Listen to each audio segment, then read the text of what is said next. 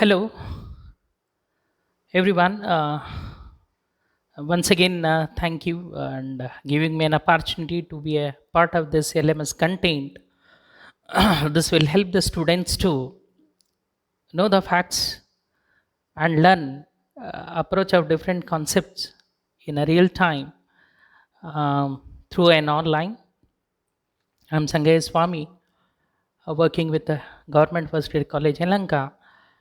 After completing a seventh session in Unit 1 of Computer Networks, we move on to a session number 8 in a Computer Networks Unit 1.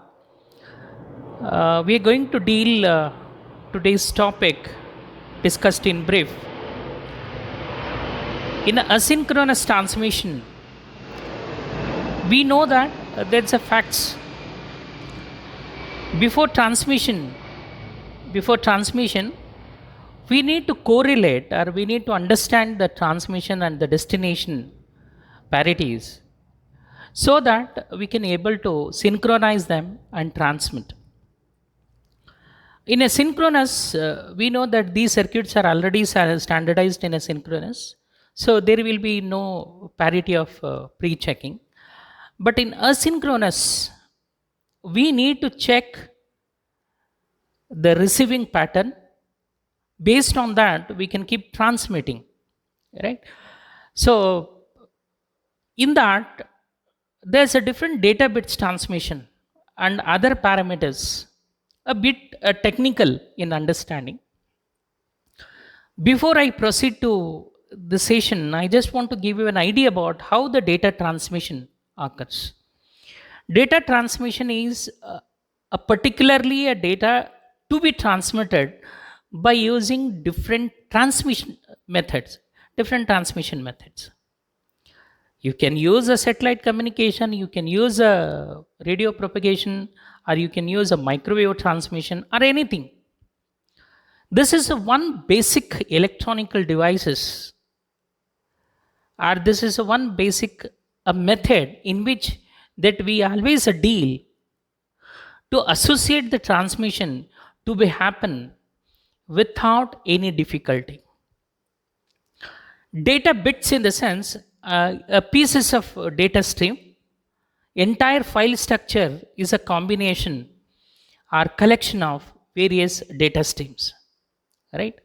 These data bits, we need to consolidate them, we need to estimate them, we need to collectively correlate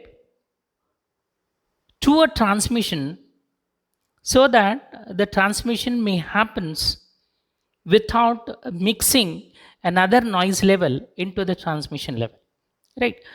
Now what are the objectives of these data transmission here is data can be transmitted without any interruption, and these transmission data can have an impact on the transmitted equipments.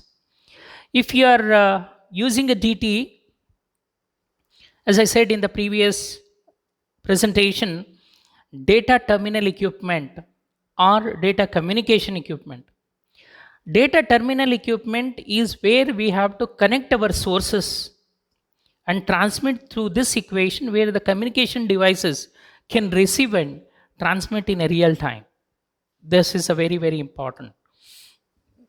Now, other broader parameters are how exactly it works is a very important. We know that electronic devices, it does not actually initiate on its own unless there are some standard parameters we have to set for a transmission. Okay.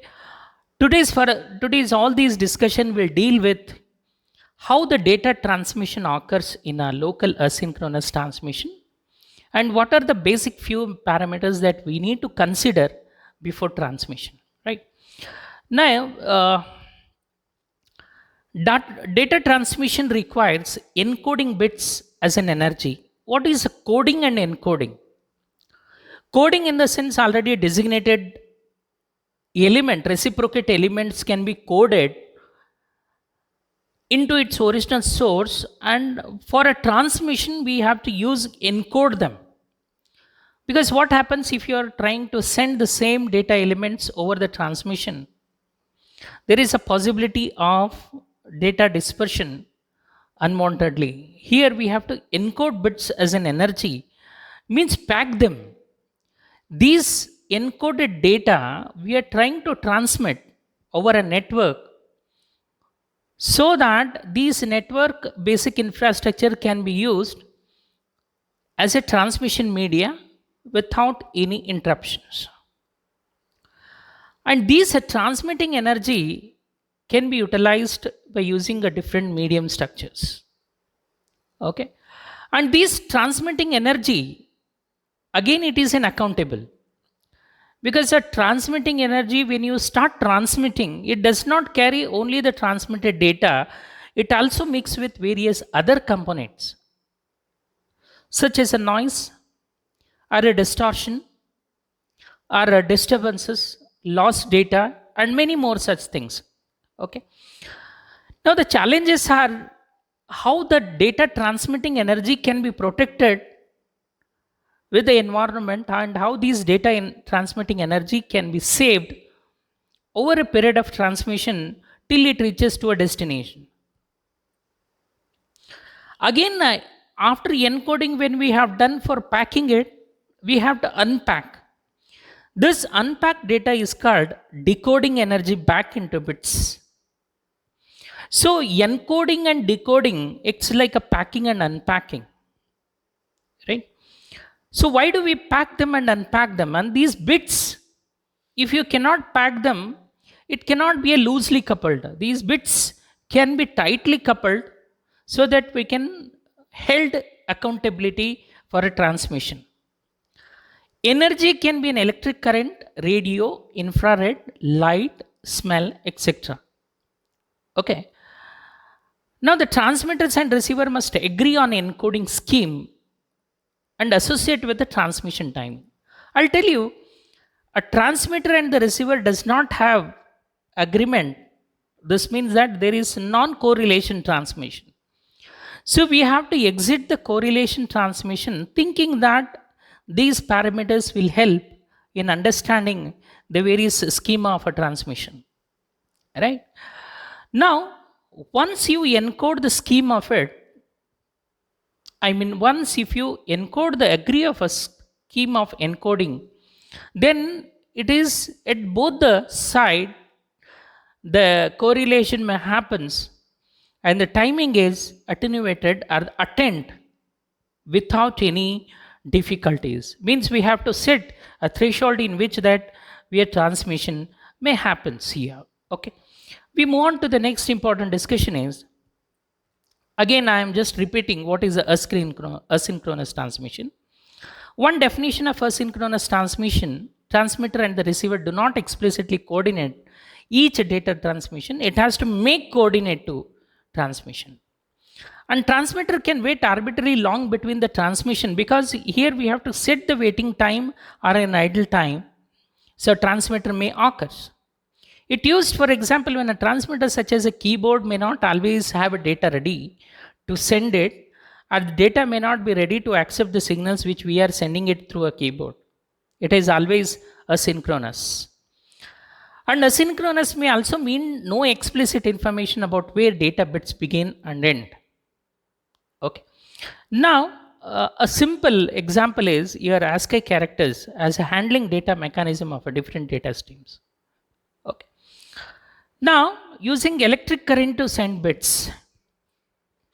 Current is a parametric voltage of a particular energy sets which we always carry through the carrier frequency.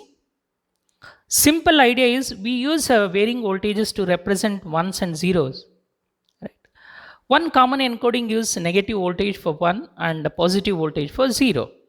Or another way, where the positive voltage for 1 and the negative voltage for 0. Right. So here we represent, so traversing of transmitter puts positive voltage on the line for 0 and the negative voltage on another line for it. So transmitting and the receiving as an edges where the data transmission may occur. We move on to the next important discussion here is transmission timing problems. Now, why do we consider the time? Time in a communication is important parameter to synchronize or estimate the time to transmit over a period of cycles, over a period of generative, or over a period of encoding and the decoding. Now, encoding scheme leaves a several question answered. How long will the voltage last for each bit? Will it last until it reaches to a transmission or the receiving? How soon will next bit start? What is an idle time in case if it is the next bit is not transmitting? How will the transmitter and receiver agree on a timing? So these are all, we have a certain techniques called the self-clocking codes, or this is also known as a Manchester encoding. So there's a person who initiated to transmit through an encoding mechanism we call as a Manchester encoding. Okay. Now, if you want to know an answer, voltage does not last as long as it holds. Voltage has to be protected till it reaches to a receiving. So how do you protect is a challenge, and answer for this, how long will the voltage holds, unless you're making them to a protection. Okay. If you're not protecting with the girding signals or the girding channels, the voltage may be lost in the over a period of a time. Next bit starts, or will the next bit will initiate? The answer for this question is, it is your method of sequences depends on what kind of a data that you are going to transmit over a period.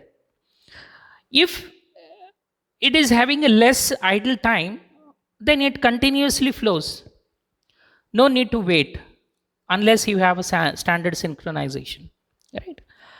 And a standard specified operation of communication in certain areas like a systems or the devices or the equipments over a network, it is always an idle to set some parameters to measure the accountability of a transmission. Now, here the question of interoperate. What do you mean by the interoperate? When the two devices will operate on a certain basic norms of understanding, like what we can see in a OSI reference model, transmission layer should automatically update on the transmission layer of receiving based on the constraint of it.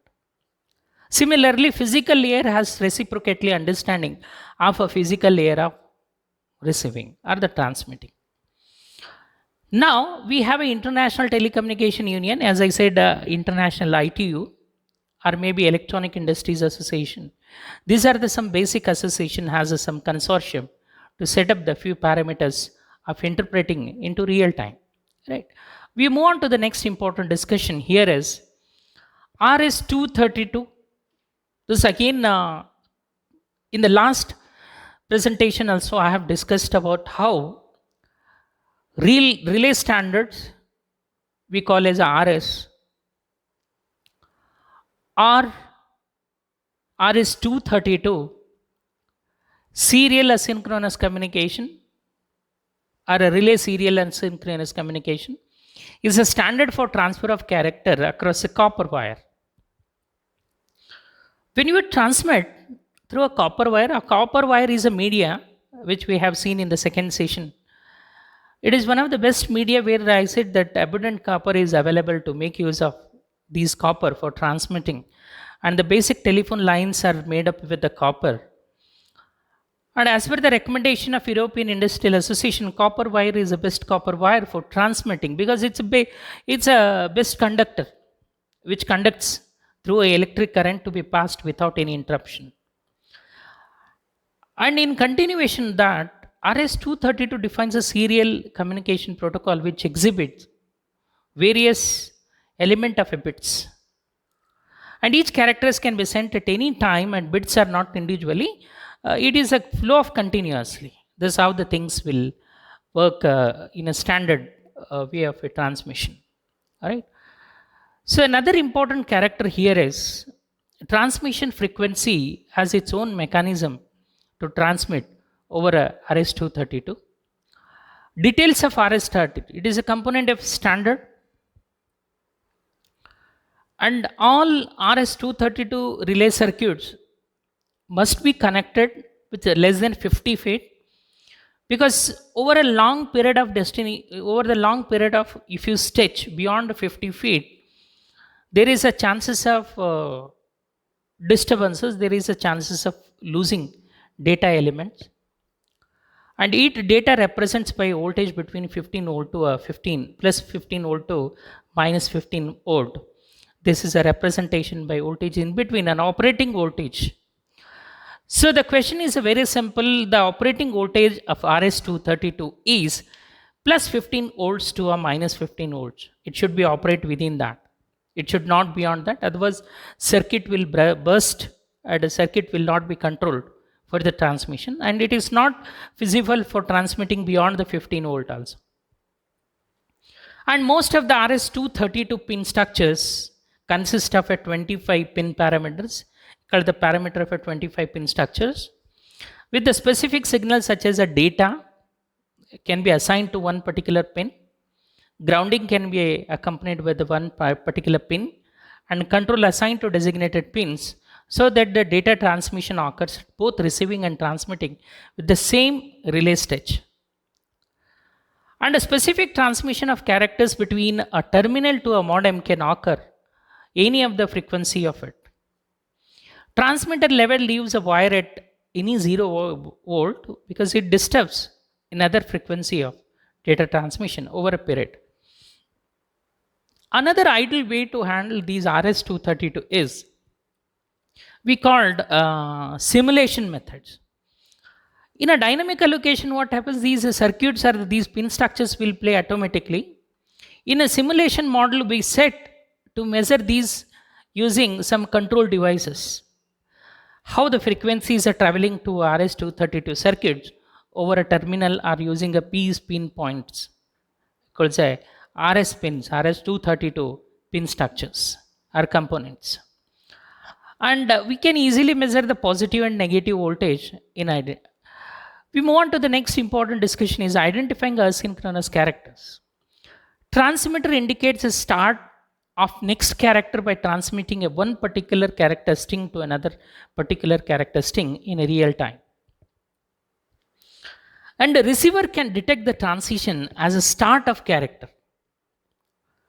Now, as I said, the start of character is an initial character to transmit, or it is a beginning of a character which we move on to a next level of characters, right? Now, as here, when you are trying to transmit, it automatically detects where exactly the starting character, we call it initial characters, before we transmit. Okay. And every time when you start, you have a continuous synchronized data elements, and you have to associate when exactly you want to stop particular data bit to be stopped, right? Here the start and the stop bit are completely a cycle, start to a stop bit of it. If any of the transmission between the start and the receiving is an idle, we can easily detect, because when it becomes an idle, the next bit is the start bit. And when it becomes an idle, and this idle can be measured and taken into an accountable, because this is also included in the time frame. So I'll explain you what is a framing and how do we associate with the framing. And when this particular idle of the frame is accountable, then the idle time is also an accountable, right? And this idle time is also useful, because when the continuously data transmitted and there is a spontaneous data transmission, then there is a small gap, and this gap can be identified as an idle time. What is the use of an idle time? Here's a time to relax it before we start for a transmission. Okay. And each transmitter sends a 0 after each character. And each time when we transmit, we have to indicate for the stop, that is called 0 is a stop bit. Arbitrarily you can keep continuously of this particular sequences in a real time, and each character represents by 7 data bits requires and transmission of 9 bits across the wire that make use of your asynchronous mode. Here I am just giving you the typical one of the data bits might be a parity bit. This is a standard of it voltage which is operating in between positive 15 volts to negative. So initially is an idle period where the no bits that we are trying to transmit, and a start in the sense we are initiating a start, and 1 indicates an idle period of starting and 0 is to start and the stop. But the total pattern of the data is 10111010 is a data which we packed with the start and the stop. Here the start in the sense it has begun with a bit of 1, and before the stop it has reached the data as a 0. Then it becomes an idle, means there are no further continuity of a packets. When if it is a continuous data transmission of a packet, you need not worry, this will continuously takes a parrots just by giving an idea about how the parity is to be set, so that we can make an accountability of each time. As I said, timing is an important for transmission and the receiving. Many of us we know that transmission occurs in whole or in partially. When the transmission occurs partially, this means that there is also an accountability is required in a transmission and periodic sense of one bit to another bit. If it is a fully transmission, there is also be required an accountability for maintaining 0 and the 1. And all the transmitter and the receiver must agree on a timing of each unit or each bit of unit that designated to be transmission. And once it becomes an idle, so the time required or the time taken to be an idle is also an important. So this is what we can call as associative between the sender and the receiver. It is an agreement between a sender and the receiver. Okay, and it measure in bits per second, so that we can maintain accountability at the transmission level. We can also maintain the accountability at the receiving level also. And each hardware can usually be configured to select the matching bit rates that can be showed in amounting to it. And here we have to configure switch settings, which is the set in between each processed data into it. And most of the software we have to encode them. Again, here I am repeating it. Encoding and decoding is also a part of our agreement terms between transmitting and the receiving. That makes a full package of how best that we can use for transmit and the receiving in a longer duration. In a longer duration, in the sense, again, the limit is 50 feet. Beyond that, no, RS-232 does not work. And in any loss of a packets can be measured with auto detection. So that is called the unaccountable packets, or packets which we lost. We had to be render for auto detections, right? And the transmission rates, which is another important factor. As I said, in the last presentation, I had given an idea how do we measure the baud rates. Baud rate measures a number of signal changes per second. It's a unit to measure the number of signal changes particular second duration for a cycle over a period of a transmission. And bits per second measure the number of bits transmitted particular second. Many times we see that the BPS means bits per second, kbps kilobits per second, mbps how many number of megabits. Don't, it is not a bytes, it is a bits. So here this is a simple unit for measuring the data transmission rate in a longer, right? So RS-232, each signal changes represents one bit. So baud rate and bits per second are equal. When it changes, this means that the bits are transmitting. When it changes means bits, when it becomes an idle means bits are not transmitting. So similarly, or in a contradictory, RS-232, each signal changes represents one bit. This means that the baud rate and the transmitted rates are similar. I agree with this. The reason behind this is most of the time your baud rate itself is a transmitted rate. The reason behind this is we know how to set the parameter for transmission. And in some cases, if each signal change represents more than one bit, then it may be a greater than baud rate. Because here the BPS are changing, but the baud rate has a stringent channel allocation. And even sometimes what happens here is if you are using a modems like that, your data transmission is higher, but the baud rate in which that signals occurrences is a very slow, then still it accepts only the baud rate rather than transmitted bits. So that is one important discussion over the period of transmission in asynchronous relay circuits. Framing. Frame is a particular structure we can call as a frame. Here a start and the stop bit represents the framing of each character. One frame, there may be a many bits. In a many frames, there are the many number of bits.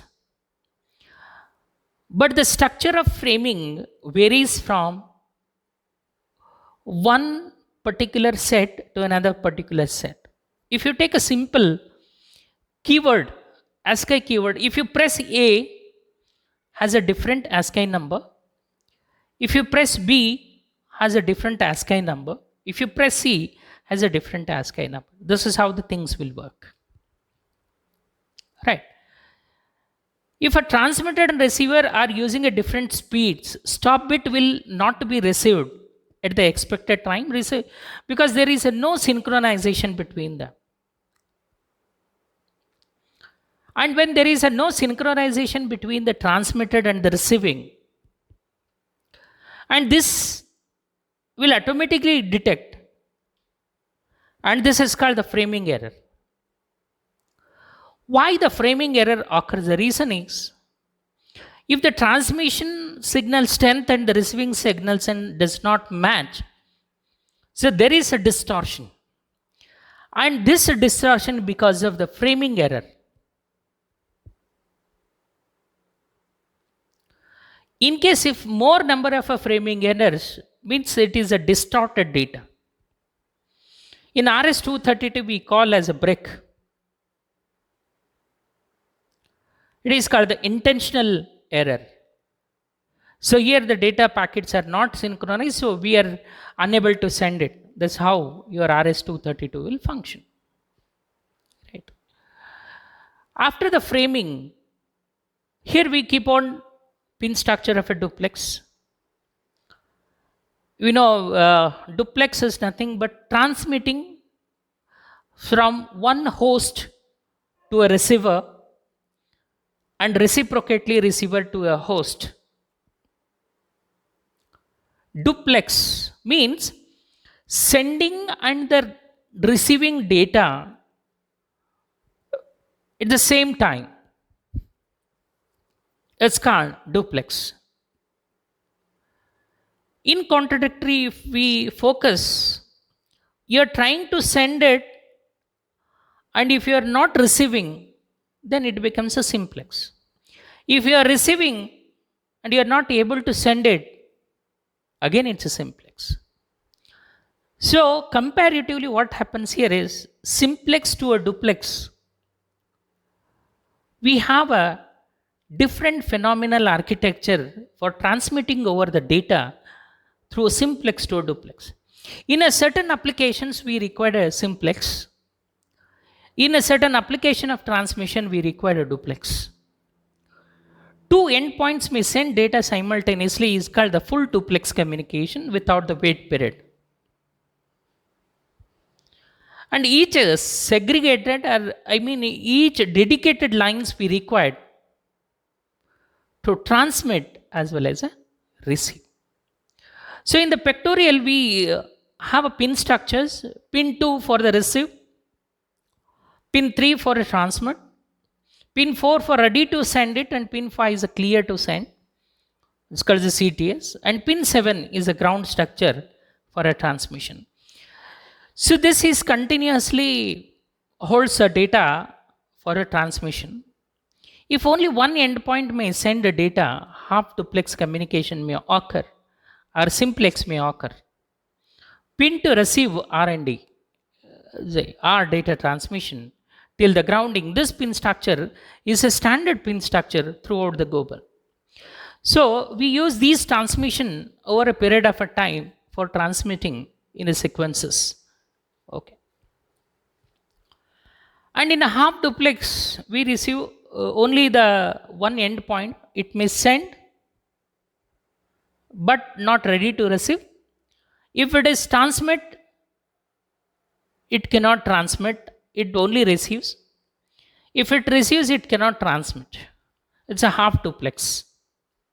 But different channels are there. Okay, you need to remember and differentiate the different structures of duplex methods. Limitation on the transmission.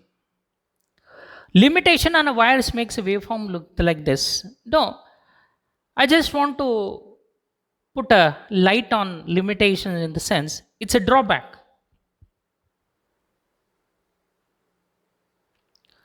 If you stretch a wire at the longer,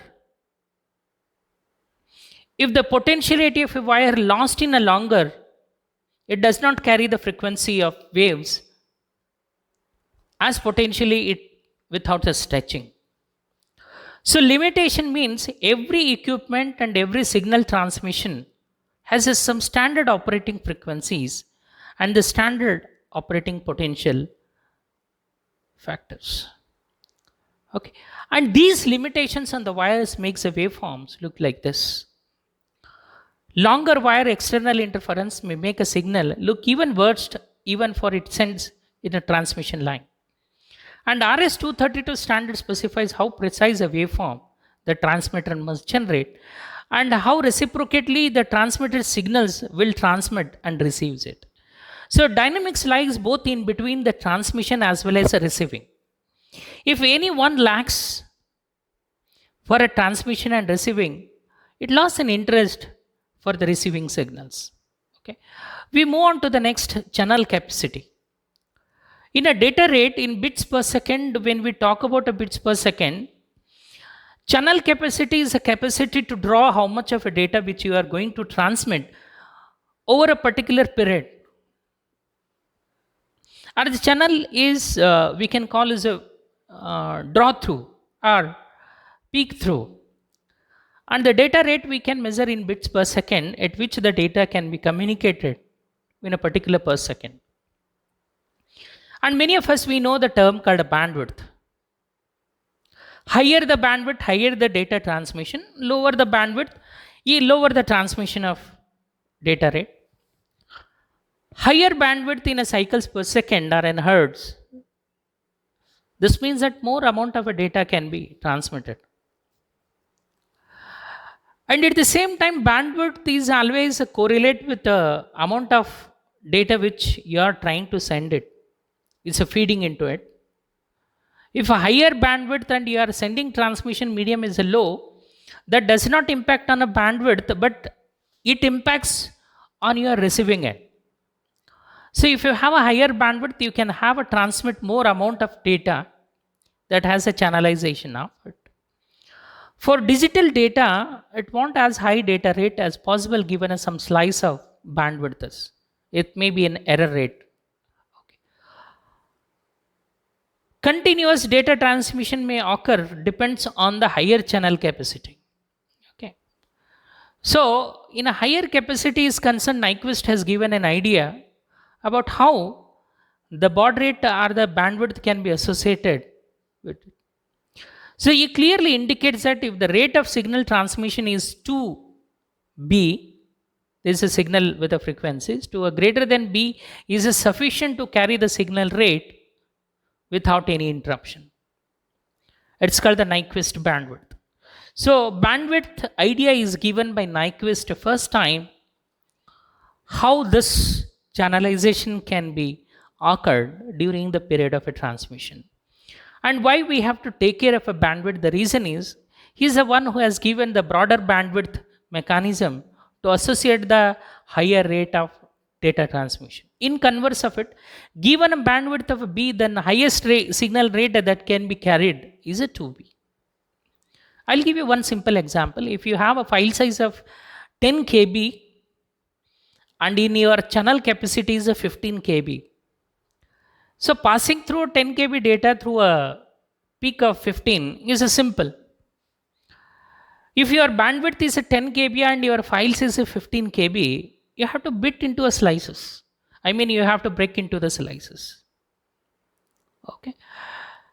So here, given 3000 hertz are typical on phone lines, the capacity of C, the channel is C is equal to 2 times of P. This means that 6000 BPS can be transmitted over a channel of 2B. And about a 3000 hertz our modems go faster than the 6000 BPS. How we can calculate is, the previous capacity assumes to be a binary signal element. If a signal element can represent more than one bit, the formulation becomes C is equal to 2B, that is log 2 of M elements, where the M is a signal strength. Right? Shannon's capacity is another mechanism, another theoretical approach given to an idea of transmission over a period of a data. Shannon's capacity includes the concept of error rates. So Nyquist has given the bandwidth idea and he has given an idea about how the error to be identified, even if you consider the bandwidth. Bandwidth is not only the parameter, other than the parameter, you have to consider for even the error rates also. Higher the error rates means the transmission becomes slow because there is no other things to reach.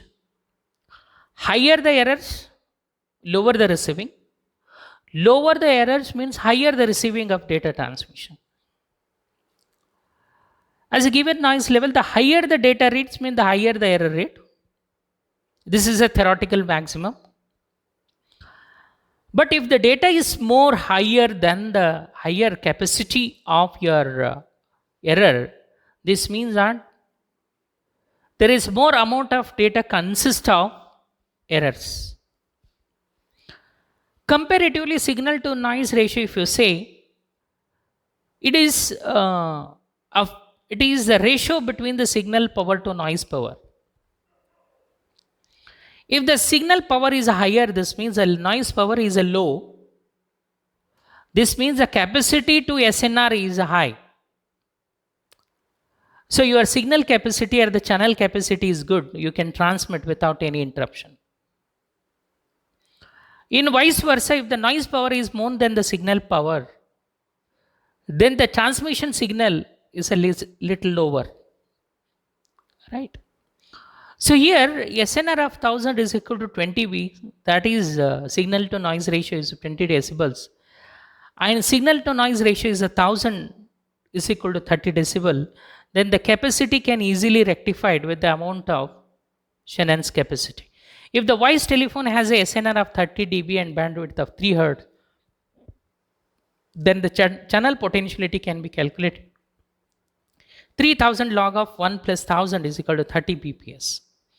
If your LAN technology has a SNR 251 and B is equal to 1 megahertz, this can be measured using a Nyquist formula. The number of symbols we would need to transmit this data per signaling power. Right.